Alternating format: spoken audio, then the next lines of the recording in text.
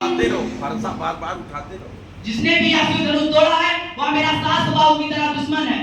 सावधान, जनक, विश्वामित्र और यहाँ एकत्रित राजागण और सारी सभा को मैं सावधान करता हूँ कि जहाँ कहीं भी वो अपराधी छिपा हो उसे बाहर निकाल खड़ा कर दिया जाए, अन्यथा हम उस युद्धरोही को मृत्युदंड देंगे। एक धनुष टूट गया, इसमें इतना क्रोध? हमने तो बचपन में कई धनुषियां तोड़ डाली, उस वक्त तो किसी ने क्रोध नहीं किया था। ओए राजा के छोकरे, विश्व भर में सम्मानित भगवान शिव धनुष को तुम बच्चों की धनुषों के बराबर समझता है?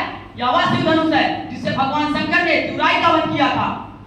ब्राह्मण देवता, आपको धनुष व धनुषियों में फर्क दिखता होगा, परंतु हम क्षत्रिय हैं, हमारा धनुष बाण से खेलना नित्य कर्म है। हमारे लिए तो हर धनुष एक समान है। लगता है तुझे अपने जीवन से मोह नहीं रहा। मुझे मोह है या नहीं, परंतु आपको इस शिव धनुष से बहुत मोह दिखाई दे रहा है। इसके टूट जाने पर आप बच्चों की तरह बिलबिला रहे हैं।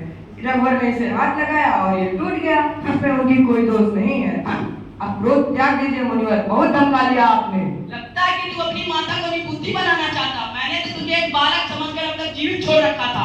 मैं भी आपको एक ब्राह्मण समझकर आपके ऊपर हाथ नहीं उठाना चाहता था, क्योंकि हमारे कुल में ब्राह्मणों का वध नहीं किया जाता है, उनकी रक्षा की जाती है। सच अशिष्ट निरंकुश बालक, कदाचित तूने मुझे वेद पाठी ब्राह्मण समझ रखा है। तू ये नहीं जानता कि मैं क्षत्रिय कुल नाशक, बाल ब्रह्मचारी, अति क्रोधी वह परशुराम हूं जिसने इस पृथ्वी को कई बार क्षत्रियों से विहीन कर दिया था। क्षत्रिय राजाओं का सत्यानाश करके यह पृथ्वी बार बार ब्राह्मणों को दान करती है। आप बार बार मुझको धमका रहे हो मुनिवर। ऐसा लगता है कि जैसे कोई बालक कूद मारकर पर्वत उड़ाने की चेष्टा कर रहा हो। जो वीर होते हैं वो अधिक बातें नहीं करते हैं, युद्ध करते हैं। ये कायर पुरुषों की निशानी है कि युद्ध करने के बजाय वो बड़ी बड़ी बातें अपने सामने बगाड़ने लगते हैं। यदि इस उद्दंड बालक की रक्षा चाहते हो तो उन्हें हमारे नजरों के सामने से दूर ले जाओ। आप आंखें बंद कर लीजिए प्रभु, मैं आपको दिखाई नहीं दूंगा। इसे हमारे पराक्रम एवं क्रोध की शक्ति बताओ। अभी तक अपने गुणगाथा गाते गाते दिल ना भरे हो तो सुना लीजिए कि किस तरह आपने कर्तव्य कुमार के दोष पर लाखों निर्दोष क्षत्रियों का संहार कर दिया, पिता का ऋण कैसे चुकाया, माता का गला स्पर्श से कैसे काट डाला। सुनाइए अपने मान कार्य की पूर्ण कथा। बस बहुत हो गया, अब कोई मुझे दोष ना देना। अब यह बालक निश्चय मर रहा है। आश्चर्य कि मेरे कुखार के सामने अब तक जीवित कैसे रहा। मुझे भी आश्चर्य कि मेरे देवतुल्य भैया पर कोई मृत्युदंड देने की बात है और वह मेरे बाल से बचा रहे।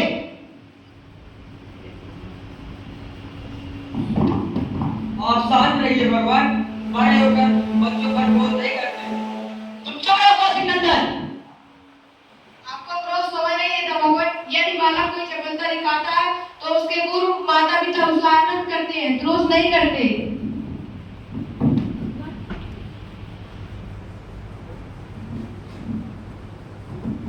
भगवान, आप तो सहज सुजान हैं, बालक की बातों पर ध्यान मत करिए।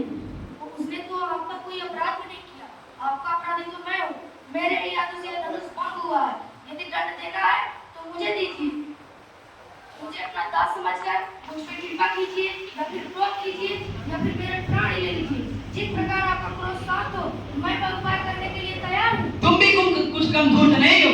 उधर तुम्हारा छोटा भाई तुम्हारी सम्मति से मुझे भड़काकर, मुझे क्रोध दिलाकर मेरा बल छीन कर रहा है, और तुम इधर हमसे बड़ी हाथ जोड़कर हमने मिले कर रहा है। तुम्हें यह क्या लगता है कि तुमको अपने आप को राम करने से तुम परशुराम का भी सामना कर सकते हो, परंतु ये छल कपट और नहीं चल सकता। अगर तुम असली राम हो तो हमारे साथ युद्ध करो, हम तुम्हें निरंतर नहीं मारेंगे, वीरोचित मृत्यु का अवसर देंगे। प्रभु, यदि रण में हमें कोई लड़का है तो क्षत्रिय धर्म के अनुसार हम उससे अवश्य लड़ेंगे, चाहे वह स्वयं काल ही क्यों ना हो। परंतु हम ब्रह्मवंशियों का यह भी धर्म है कि हमको ब्राह्मण स्त्री पर हाथ नहीं उठाते। ब्राह्मण हमारे लिए सदा पूजनीय है, इनकी सेवा करना हमारा परम धर्म है। प्रभु और सेवक के बीच युद्ध कैसे, आपकी और हमारी बराबरी कैसे हो सकती है। मेरा तो छोटा सा नाम राम, परंतु आपका परशु समेत परशुराम। लगता है आप अपने राम को नहीं पहचाने। आपसे हारने में मेरी जीत है। वंश की अति कठिनाई अब कोई जो तुम्हारी डराए।